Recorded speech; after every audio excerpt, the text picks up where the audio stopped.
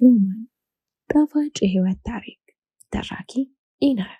ለቻናላችን አዲስ ከሆናችሁ ላይክ፣ ሼር፣ ሰብስክራይብ በማድረግ ለወዳጅ ዘመዶ ያጋሩ። እየተከታተላችሁን ስለሆነም ከልብ እናመሰግናለን። የሰማዩ ገጽ ጠቁሯል። በቁጣ የተሞላ ይመስላል። ያረገዘውን ዝናብ ወደ መሬት ለመጣል ይቁነጠነጣል። ካፉ የሚተፋው የመብረቅ ብልጭታ በድምፅ ታጅቦ ከደመናው በታች ይታያል። ከፊት ለፊቴ ሰዎች ወዲያና ወዲህ ሲሯሯጡ እመለከታለሁ። ከመጣው መዓት ራሳቸውን ለማዳን የሚሸሸጉበት ጥግ ፍለጋ በደመ ነፍስ ይጓዛሉ። እኔ ግን እዚህ ቆሜያለሁ። የመናፈሻውን በር ተደግፌ እሷን በመጠባበቅ ላይ ይገኛለሁ። በዚህ ጥቁር ሰማይ ስር ጫፍ አልባ ሩጫ የሚሮጡት ሰዎች በአይኔ የማተርኩ ከቀጠረችኝን ሴት ከእነሱ መካከል ለማግኘት እፍጨረጨራለሁ። ቀይ አፍንጫዋ ጎራዳ፣ አጭር ፀጉርና ረጅም ተክለ ቁመና ያላት ሴት እይቴ ውስጥ እንድትገባ መጸለይን ይሻለሁ። ቀጠሯችን 12 ሰዓት ነው። 10 ደቂቃዎች አልፈዋል። ምን ነው ዘገየች? የውሸቷን ነበር እንዴ ቀጠረችኝ እያልኩ ማሰብ ጀመርኩ። ይህን ክፉ ሀሳቤ እንደቀጥልበት ስንደረደር ድንገት በትከሻዋ ቦርሳ ያነገበች ሴት የመንደሩን ጠርዝ ይዛ እየተጣደፈች ወደ እኔ ስትመጣ ተመለከትኩ። እሷ ናት፣ ሮማን። ልቤ መስደድ ጀመረ። በሴትና ወንድ ግንኙነት ውስጥ የማላውቃቸው የማይገቡኝ ብዙ ነገሮች አሉ። አንድ ወንድ ከአንዲት ሴት ጋር በመጀመሪያው ቀን ቀጠሮ ሲገናኝ ሰላምታ የሚሰጣት እንዴት ነው? ጉንጯን መሳም? ከንፈሯን መሳም? በትከሻው ትከሻዋን መደነቅ ወይስ ምን? አላውቅም። በዚህ ጉዳይ ጓደኞቼ ማማከር ነበረኝ። ልደውልላቸው ይሆን? ሞባይል ስልኬን ፍለጋ ጊዜዎቼን ስፈታትሽ ፊት ለፊቴ መታ ቆመችና ይቅርታ ዘገየው እንዴ አለች። ድምጿ በጣም ያምራል። ድምፅሽ ያምራል አልኳት። አፌ ላይ እንደመጣችኝ። አመሰግናለሁ፣ ብዙ አስጠበቁ? እንደገና ጠየቀችኝ። አይ ደህና ነኝ፣ ምንም አለን። ማለቴ ብዙ ጠበቁሽ እንዴ? መናገር የፈለግኩት ጠፋብኝ። ተንተባተብኩ። ፈገግ አለች። ፈገግታዋን ከመብረቁ ብልጭታ ጋር ማወዳደር ጀመር። በምድር ስትመጣ እንዳላየዋት ሁሉ ከሰማይ እየወረደች መሰለኝ። እኔም ፈገግ አልኩላት። ጥርሶቼን ግን አልገለጥኳቸውም። ሁሌም እንዲህ ነኝ፣ በአይኖቼ እንጂ በጥርሶቼ አልስቅም። በልጅነቴ ህፃናት ማሳደጊያ ውስጥ እያለሁ ጓደኞች አይኖቼ እንደሚያምሩ ይነግሩኝ ነበር። ከጥርሶቼ ይልቅ በአይኖቼ እኮራለሁ። በእርግጥ ያኔ ጥርሶቼ ያምሮ ነበር። ዛሬ ግን በሲጋራ ጭስ በለዘው አፌን የሲኦል መንገድ አስመስለውታል። ሮማን እጆቿን ለሰላምታ ዘረጋችልኝ። ስለ እኔ ጥርስና ስለ እሷ ውበት እያሰብኩኝ ለሰላምታ የትኛውን እጄን መዘረጋት እንዳለብኝ ጠፋኝ። ሁለት እጆቼን አነባብሬ ሰጠዋል። በሚያማምሩ ጣቶቿ የቀኝ እጄን ለቀም አረገችውና ለአፍታ በአይኖቿ ገላኝ ከላይ እስከታች ዳበሰችው። ዛሬ ያለ ወትሮዬ ሽክ ብያለሁ። አለባበሴ እንደወደደችው ከአስተያየቷ ተረዳው። ከጓደኞች የተዋሱትን ጥቁር ሱፍ ጀርባ ከተቀደደ ባለ ነጠብጣብ ሸሚዝ ጋር ለብሻለሁ። የጨበጠችውን እጄን ሳትለቅ ወደ መናፈሻው እንግባ ስትል ጠየቀችኝ። ስትናገር የምትዘፍን ትመስላለች። ደስ ይለኛል አልኳት። ሊስም ፈልጎ ያሞጠሞጠ ከንፈሬን ወደ ቦታው እየመለስኩ 30ኛ ዓመቴን እየደፈንኩ ቢሆንም ከአሁን በፊት የሴት ጓደኛ ኖሮኝ አያውቅም። ፍቅሬ ለሲጋራ እንጂ ለሴት የሰጠሁበት ጊዜ አልነበረም። የወንድ ጓደኞች በጊዜው ፍቅረኛ ናት እያሉ የተለያዩ ሴቶቻቸውን ያስተዋውቁኝና ያንተን ፍቅረኛ ግን ለምን አታስተዋውቀን ይሉኛል። የለኝም ስላቸውም አያምኑኝ። እንዴት ላይኖርህ ይችላል? አንተ እኮ ለሴት እንጂ ለወንድ የማይገባ ውበት ይዘሃል። መልካም ነህ። በዚያ ላይ ገንዘብ ባይኖርህ እንኳን አሪፍ ጭንቅላት አለ። ታዲያ እንዴት ፍቅረኛ የለኝም ትላለህ? ይሉኛል። ዝም እላቸዋለሁ። እነሱን ለማስረዳት ከመሞከር ከአዲስ አበባ ባህር ዳር በእግሬ ብጓዝ እመርጣለሁ። ፈጽሞ ሊያምኑኝም አይችሉም። እኔና ፈጣሪ በምናውቀው ሀቅ ግን እኔ እንኳን ሴት ፍቅረኛ፣ ሴት እህት የለኝም። ብዙ ጊዜ ቆንጆ ሴቶችን ሳይ ቀድሞ ጉልበቴ ይዘላል። ላብ በጀርቤና በግንባሬ ይፈሳል። ያደግኩት ህፃናት ማሳደጊያ ውስጥ ከወንዶች ጋር ስለነበር ሴቶች ባሉበት ቦታ መገኘት ያስፈራኛል። ሴቶችን እንዴት ማናገር እንዳለብኝ እንኳን ጠንቅቄ አላውቅም። ዩኒቨርሲቲ ውስጥ እያለሁ ጓደኞቼ ከሴቶች ጋር በግ ተራ ሲያመሹ እኔ ቤተ መጽሐፍት ውስጥ ተቀብሬ ምሽቱን አሳልፍ እንደነበር አልዘነጋውም። አንዳንዴ ፍቅረኛ የሚኖረኝ መች ነው ስል ራሴን እጠይቅና አንድ ቀን በሚል መልስ እዘጋዋለሁ። እንዳልኩትም የአንድ ቀን ከረጅም ዓመታት በኋላ ዛሬ ከተፍ አለ። በትላንትናው ቀፋፊ ቀን ካለቄ ጋር በመጣላቴ በንዴት ስራ አልገባውም ነበር። ቀኑ ብርዳም አልፎ አልፎ እንደ ሕፃን ልጅ ሽንት እየተቆራጠጠ የሚዘንብ ካፊያ ዝናብ የነበረበት ቀን ነው። የጥጥ ነጋዴ የሚያስመስለኝ ወፍራም ካፖርት ለብሼ የለመድኳት ካፌ ውስጥ ገብቼ ቁጭ አልኩ። ራሴን ከብርዱና ከንዴቱ ለመገላገል አስቤ ኪሴ ውስጥ ያከማቸውትን የተጨማተረ ሲጋራ በጣቶቼ እያምዘገዘግኩ በላዩ ላይ ማጨሱን ተያዝኩት። ካፌዋ ማጨስ ክልክል የሚል ማስታወቂያ የተለጠፈባት ቢሆንም ለእኔ አይሰራም። ደንበኛቸው ስለሆንኩ አንድም ቀን ተናግረውኝ አያውቁም። ያዘዝኩትን ቡና አጋምሼ ጠረጴዛው ላይ እንዳስቀመጥኩት አንዲት ሴት ወደ እኔ ተጠግታ ሰላምታ አቀረበችልኝ። የለመድኩት ፍርሃት የመጣ ለሰላምታዋ ምላሽ ለመስጠት ዘገየሁ። ወደ ውስጥ የሳብኩትን የሲጋራ ጭስ ረሳሁት። ሳምቤን አስጨንቆት ኖሮ በትንታ ተጣደረ። ልጅቷ ተደናግጣ ስትመለከተኝ ቆየችና ይቅርታ አለችኝ።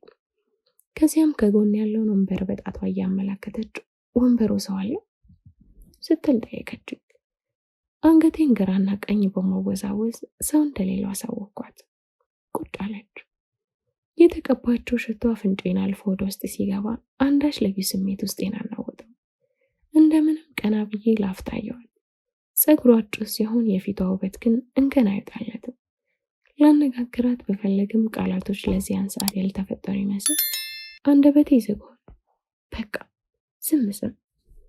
ከጥቂት ቆይታ በኋላ መተዋወቅ ጥሩ ነው፣ እንተዋወቅ፣ የኔ ስም ሮማን ወርቅ ይባላል አለችና እጇን ዘረጋችልኝ።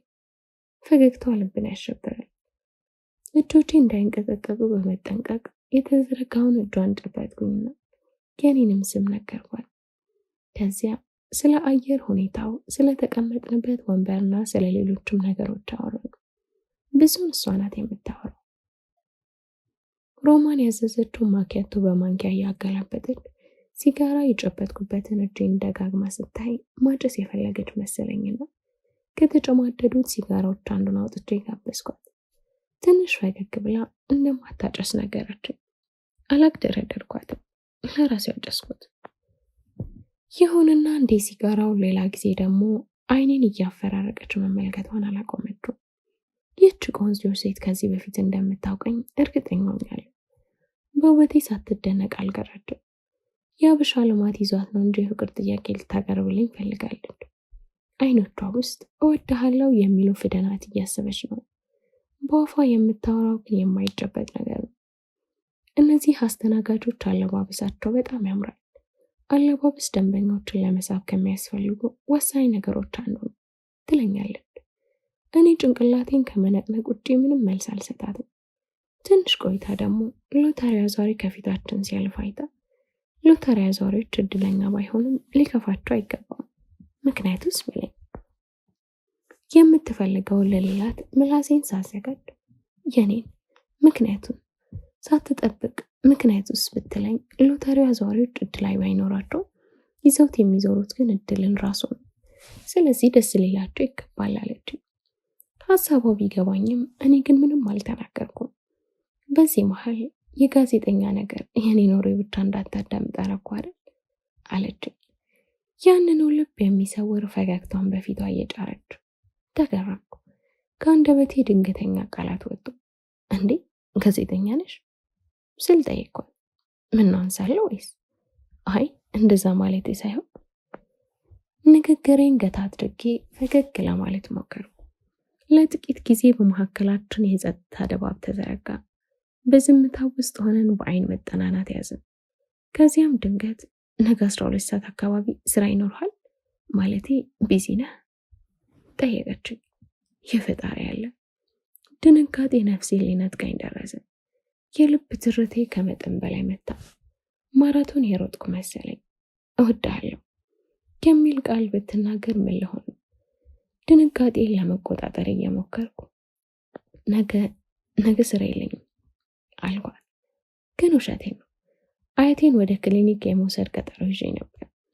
እንግዲያማ መገናኘት እንችላለን ማለት ነው አለች ሮማን።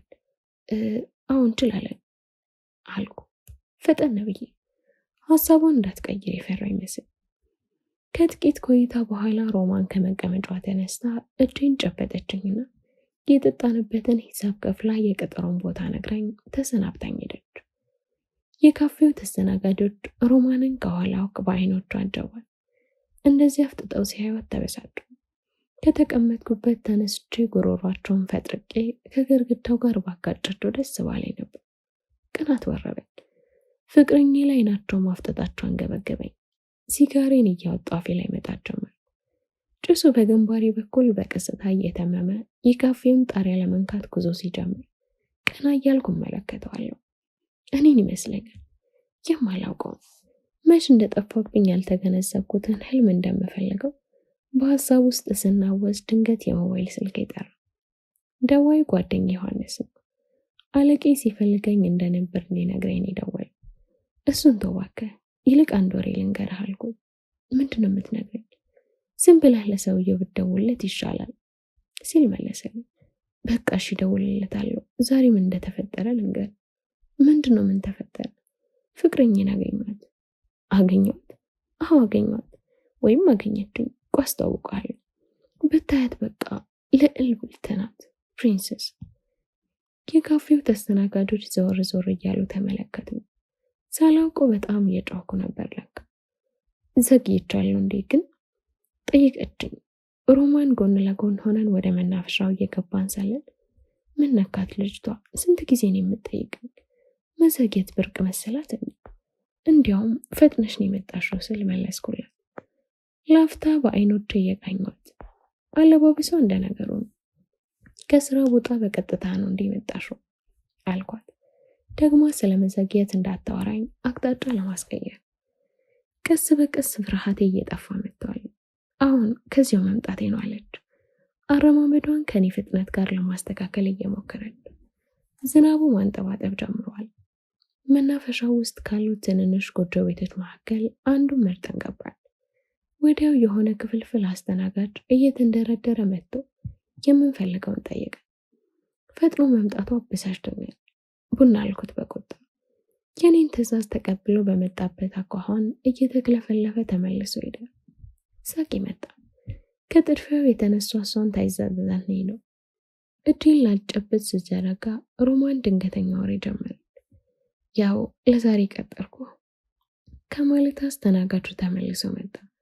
ለእርሱ ምን ላምጣልዎት እመቤቴ ሲል ጠየቃት እየተቀለሰለሰ። እርሶ ስላላት ይሁን ወይም ንግግሯ ስላቋረጣት እንጃ ቆጣ ብላ ለኔም ቡና አለችው። እየሮጠ ወጣ። ሲሮጥ ድንጋይ አደናቅፎት ሊወድቅ ነበር። እንደ ሰካራም ተንገዳግዶ ለጥቂት ተረፈ። እሱ እንደወጣ ሮማን ንግግሯን ቀጠለች። ምን መሰለ ለዛሬ ቀጠርኩ። ጭኗ ላይ ያስቀመጠችውን ቦርሳ መደባበስ ያዘች። ልቤ በድንጋጤ መምታት ጀምሯል። አፈቅርሃለሁ የምትለውን ቃል ለመስማት መቅነጥነጥ ያዝኩኝ። ግን ምንድን ነው የምመልስላት? እኔም አፈቅርሻለሁ ነበር። ይህ እንኳን አይሆንም። ገና በአንድ ቀን እንደዛ ብላት ትነቀኛለች። በቃ ላስብበት እላታለሁ። ወይኔ ጉዴ፣ ምንድን ነው የሚያቃዥ? እኔ በሀሳብ ስዳክር ሮማን ጉሮሯን አጽድታ የጀመረችውን ንግግር ጨረሰችው። ያው ለዛሬ ቀጠርኩ በሲጋራ ማጨስና ጉዳቱ ዙሪያ ለጤናችን ፕሮግራም ከአንተ ጋር ቃለ መጠይቅ ለመስራት ስለፈለኩ ነው። የመጨረሻውን ቃላት በውል አላዳመጥኳቸው። የተቀመጥኩበትን ወንበር ወደ ውስጥ ይዞኝ የገባ መስሎ ከንፈሬን በጥርሴ እንደነከስኩ አይኖቼን በኃይል ጨፈንኳቸውና በዝምቴ ውስጥ ራሴን ገደልኩ። ከተቀበርኩበት ድንገተኛ ሰመመን ስነቃ ሮማን በእጇ የያዘችው የድምፅ መቅጃ እያሻሸች በድንጋጤ እየተመለከተችኝ ነበር። ደህና ነህ አለችኝ። ጭንቅላቴን በአዎንታ ነቀነቅኩላት። ከዚያም እጄን ወደ ኪሴ ሰድቼ የተጨማተረ ሲጋራ መሰስኩና አቀጣጠልኩ። ወደ ውስጥ የሳብኩት ጭስ ካፌ የወጣ አየር ላይ ተበታትኖ ወዲያና ወዲህ ሲቅበዘበዝ ሳይ እንቤ መጣ።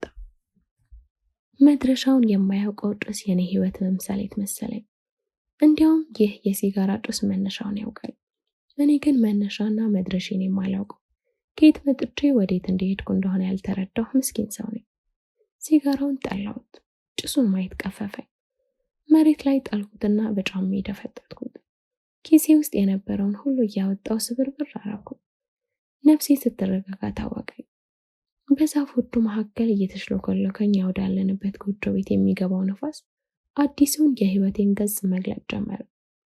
ከዚህ በፊት የማላውቀው አዲስ ስሜት ውስጥ ገብቶ ቦታ ሲፈልግ አገኘሁት። ልቤን ሰጠሁት። በደስታ ተሞላው። መጮህ አማረኝ። ሮማን በሁኔቴ ግራ ተጋብታለች። ከአፏ ቃል ሳታወጣ በጭንቀት እየተነፈሰች የማደርገውና የምሆነውን ትከታተላለች። የውስጤን ስሜት ሳልዳምጥ ቆይቼ ዝግ ባለ ድምፅ አመሰግናለሁ አልኳት። ከፀጉሯ ጋር በጣታ እየተጫወተች በዝምታ ተመለከተችኝ። ከረጅም ጊዜ ፍቅረኛ ጋር አለያየሽኝ። ደነገጠች። ምን? እንደምንም ካፏ ይወጣ ቃል ነው። ለረጅም ጊዜ እንደ ፍቅረኛ ስንከባከበው ከነበረው ሱስ ጋር ዛሬ አለያየሽኝ። ከተቀመጠችበት ድንገት ተነስታ ተጠመጠመችብኝ። ሽታዋ ልቤን አጠፋው። ከልቤ ጋር ፍርሃቴም አብሮ ጠፋ። ለካ የፍርሃት ቤቱ ልብ ነው። እንደ ተቃቀፈን የመጣ ይምጣ ብዬ ከንፈሯን ፍለጋ ስኳትን ያ ክልፍልፍ አስተናጋጅ ዘው ብሎ ገባ። ጠራችሁኝ እንዴ እያለ ተፈጸመ። ቻናላችንን ላይክ፣ ሼር፣ ሰብስክራይብ በማድረግ ለወዳጅ ዘመድ ያጋሩ።